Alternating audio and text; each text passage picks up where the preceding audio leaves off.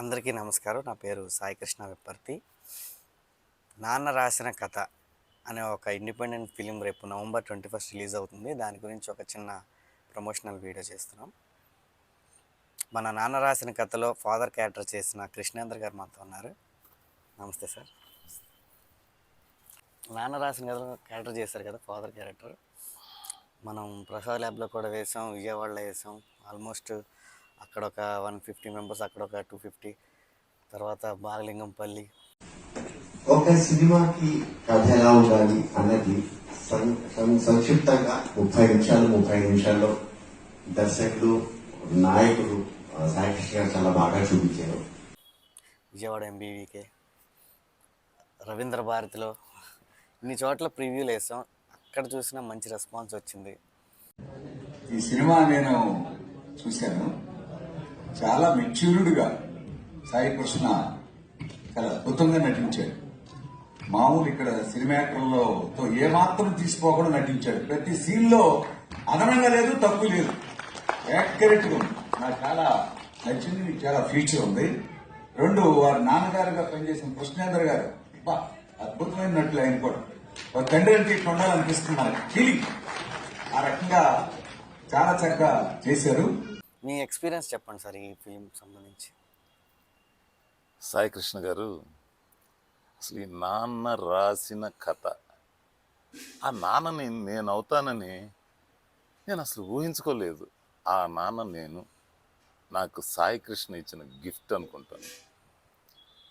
ఇది ఆ రోజు ఆ ప్రసాద్ ల్యాబ్లో అంతమంది కిక్కిరిసిన ఆ హాల్లో మొదటి వరుస నుంచి ఆ ఆఖరి దాకా జనమంతా ఇదవుతామంటే ఆ ఉక్కిరి బిక్కిరిని తట్టుకోవడం ఒకటైతే, నా ఓన్ ఫ్యామిలీలోనే నా సన్నిన్లా వాళ్ళు ఉద్వేగభరితమైపోయి వాళ్ళు కళ్ళనీళ్ళు పెట్టేసుకొని, నేను చేసిన క్యారెక్టర్ నేను నాన్నగా చేస్తే వాళ్ళు నాన్నగా ఫీల్ అయిపోయి ఆ నాన్న స్థానంలో వాళ్ళని ఊహించుకొని, అరే మేము నాన్నగా సరిగ్గా బిహేవ్ చేస్తున్నామా, మేము మా పిల్లలకి నాన్నగా ఉంటున్నామా సరిగ్గా అని వాళ్ళు ఎక్కడెక్కడికెక్కడికో ఊహించుకొని, ఇది తెర మీద మీరు నన్ను చూపించింది చూసి ఆ ఎమోషన్ తట్టుకోలేక వాళ్ళు ఇంటికి వచ్చి నాతోటి వాళ్ళు ఎక్స్ప్రెస్ చేస్తుంటే, ఆ ప్రసాద్ ల్యాబ్లో ఆ రోజు ఆ అనుభవం ఉంది. అది నా జీవితాంతం నా వెన్నంటే ఉంటుంది.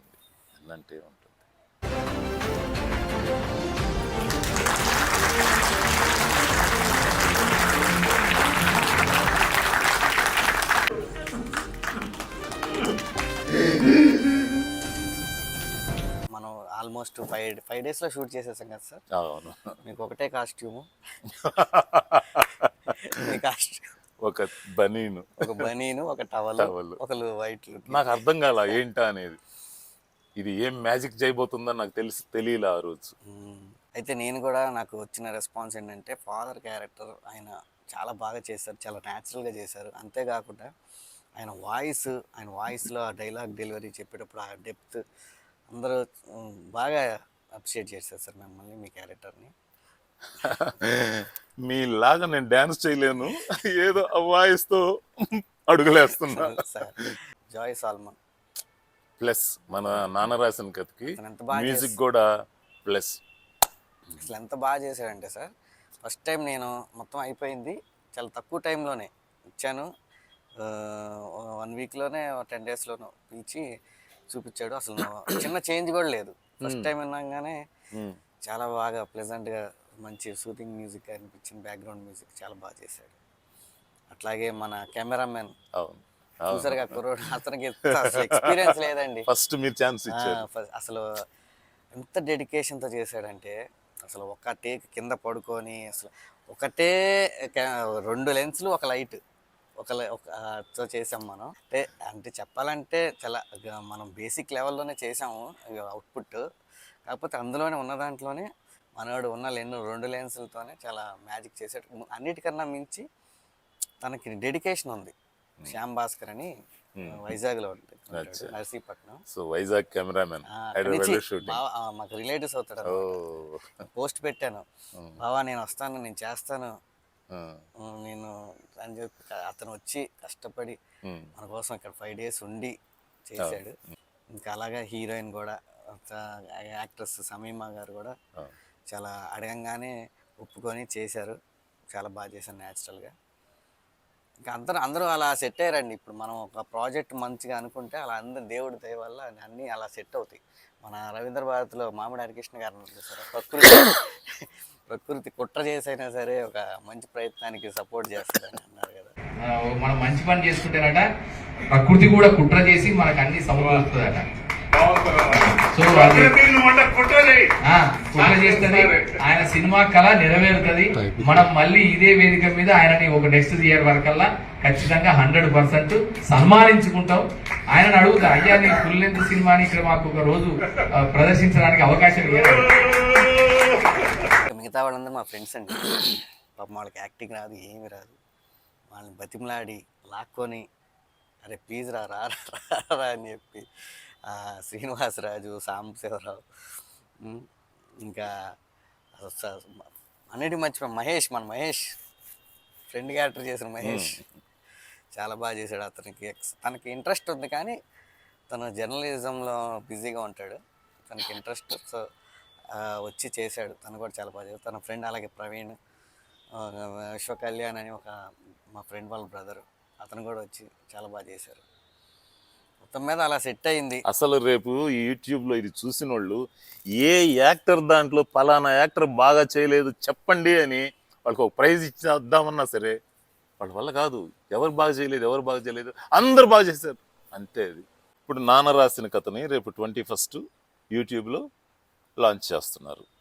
కళ మాది, వెలైతే మీది అని ఒక కొత్త మాటను వదిలేశారు యూట్యూబ్ ప్రేక్షకులకి. ఇదేంటి, యూట్యూబ్లో చూసి వాళ్ళు లైక్ కొట్టడానికి కూడా బద్దకిచ్చేవా అనే ఒక రోజుల్లో మీరేమో కళ అయితే మాది, వెలైతే మీదే అని వాళ్ళకే మీరు ఇదేదో ఇచ్చేసారే. ఏంటి నాన్న, ఇది సాధ్యం అంటారా?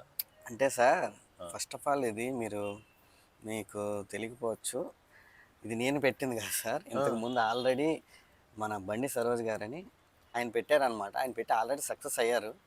అంటే ఇక్కడ ఏంటంటే సార్, ఇక్కడ మనం ప్రేక్షక దేవుళ్ళు అంటాం సార్. మనం మామూలుగా ప్రేక్షక దేవుళ్ళు అంటే ఇప్పుడు సో మనం కష్టపడి మనందరం కలిసి కొత్త వాళ్ళం కలిసి సినిమా మీద ప్యాషన్తో ఈ నాన్న రాసిన కథను తీసాం. ఆ కంటెంట్ కనుక ఆడియన్స్కి నచ్చితే, ఇప్పుడు మీరు అన్నట్టు లైక్ కొట్టట్లేదు, కామెంట్ కూడా కొట్టట్లేదు, సబ్స్క్రైబ్ అసలు పక్కనే పెట్టండి ఎవరు చేయట్లేదు కాదు. అలాంటిది సినిమా చూసి ఇప్పుడు ఎవరు కంటెంట్ నచ్చి ఫోన్పేలో ఓపెన్ చేసి QR కోడ్ పే చేస్తారంటున్నారు. కానీ ఇది ఇంతకుముందు జరిగింది సార్. ఆయన బండిసరాజు గారి విషయంలో జరిగింది. కంటెంట్ ఆయన మంచి కంటెంట్ చేస్తే ఆడియన్స్ అనేవాళ్ళు ఎప్పుడూ ప్రేక్షకులు బ్రహ్మరథం పట్టడానికి రెడీగా ఉంటారు. మనం ఇప్పుడు నాన్న రాసిన కదా, ఒక ఫాదర్ సన్ సెంటిమెంట్ అంటే ఒక సినిమా ఇండస్ట్రీలో స్ట్రగుల్ అవుతున్న ఒక కుర్రోడికి ఒక పేద ఫాదర్కి మధ్య జరిగే బాండింగ్ మనం ఎక్స్ప్లెయిన్ చేస్తున్నాం. చాలామంది మనలాంటి ఫిల్మ్ మేకర్సే కనెక్ట్ అవుతారు. అంటే మన లాంటి అంటే స్ట్రగ్లింగ్లో ఉన్న ఫిల్మ్ మేకర్స్ కానీ, డైరెక్టర్స్ కానీ, యాక్టర్స్ కానీ వాళ్ళు ఖచ్చితంగా కనెక్ట్ అవుతారు. ఇప్పుడు మనం నెక్స్ట్ క్రౌడ్ ఫండింగ్ చేయాలనుకుంటున్నాం. నేను క్రౌడ్ ఫండింగ్ చేసినప్పుడు డైరెక్ట్గా క్రౌడ్ ఫండింగ్ అనౌన్స్ చేస్తే నన్ను ఎవడు డైరెక్ట్గా వచ్చేసి క్రౌడ్ ఫండింగ్ ఎందుకు ఇవ్వాలి అనుకుంటారు. సో మనం ఈ నాన్న రాసిన కదా ఒక డెమో ఫిలింలా డైరెక్ట్గా ప్రేక్షకులకి డైరెక్ట్గా ఇస్తాం. ఇది మా డెమో ఫిల్మ్, దీన్ని చూడండి, జడ్జ్ చేయండి. ఇదే కాకుండా మీకు వేరే వర్క్లు కూడా ఉన్నాయి మనవి, అవి కూడా లింక్స్ పెడతా. చూసి ప్రేక్షకుల్లో కానీ ఎవరైనా ప్రొడ్యూస్ చేసేవాళ్ళు ఉండొచ్చు, కొత్త వాళ్ళని ఎంకరేజ్ చేసేవాళ్ళు ఉండొచ్చు. సో ఏదైనా జరగచ్చు కాబట్టి ఒక ప్రయత్నంగా, అంటే ఇప్పుడు మనం ఇదేమి స్టార్టింగ్ లాగా చేయట్లా. మనం చాలా ఆఫీసుల చుట్టూ తిరిగాము, చెప్పులరిగేలా తిరిగి అక్కడ పని అవ్వట్లేదు కాబట్టి ఫైనల్గా ఈ డెసిషన్ తీసుకుంటున్నాం అనమాట. ఇది సక్సెస్ అయితే మనకు ఒక ధైర్యం, నెక్స్ట్ వెనక్కి తిరిగి చూడకుండా మన వెనకాల ఆడియన్సే ఉన్నప్పుడు, ప్రేక్షక దేవుళ్ళే ఉన్నప్పుడు ఇంకా మనం దేని గురించి భయపడాల్సిన అవసరం లేదు. ముందు ప్రయత్నం చేద్దాం, ఫలితం భగవంతుడికి వదిలేద్దాం, జరుగుతుంది. సాయి కృష్ణ గారు, ఇప్పుడు నాకు పూర్తిగా అర్థమైంది. మన నాన్న రాసిన కథని రేపు 21 యూట్యూబ్లో రిలీజ్ చేస్తున్నాం. ఎలా, కళ మాది, వెల మీది, బాగా అర్థమైంది నాకు. ఇప్పుడు నేను దీన్ని మొత్తాన్ని నా ఫేస్బుక్, ఏయ్, నా ఇన్స్టాగ్రామ్ అన్నిట్లో, నా సర్కిల్స్, నా వాట్సాప్, నా గందరగోళాలు అన్నిట్లో నేను చేసేస్తాను. మీరు సినిమా నచ్చిన తర్వాత మీరు మీ ఫ్రెండ్స్కి వాట్సాప్ గ్రూపుల్లో, ఇన్స్టా, ఫేస్బుక్, మీ సోషల్ మీడియా గ్రూప్స్లో మీరు షేర్ చేస్తారని మనస్ఫూర్తిగా కోరుకుంటున్నాను. Thank you so much. Me support మాకు ఎప్పుడూ ఉండాలని మనస్ఫూర్తిగా కోరుకుంటూ మీ సాయి కృష్ణ.